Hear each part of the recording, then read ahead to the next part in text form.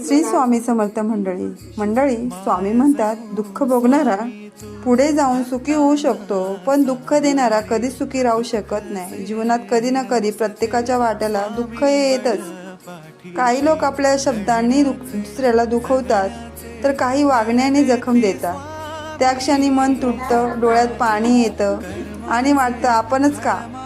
पण इथे स्वामी आपल्याला एक मोठा धडा शिकवतात। दुःख सहन करणारा माणूस आतून मजबूत होत जातो।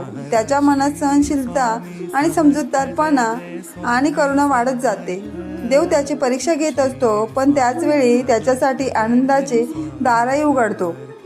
पण जो इतरांना दुःख देतो, त्याच्या मनाला कधीच शांतता मिळत नाही। बाहेरून तो किती आनंदी दिसला तरी आतून तो अस्वस्थ असतो, कारण कर्माचा हिशोब चुकत नाही। स्वामींचा संदेश स्पष्ट होतो, अन्याय सहन करा, पण अन्याय कर्माचा हिशोब चुकत नाही। स्वामींचा संदेश स्पष्ट आहे, अन्याय सहन करा, पण अन्याय करू नका। दुःख आलं तरी श्रद्धा सोडू नका। आज तुमच्या आयुष्यात जर वेदना असेल तर विश्वास ठेवा, हेच दुःख उद्याच्या सुखाचं कारण ठरेल।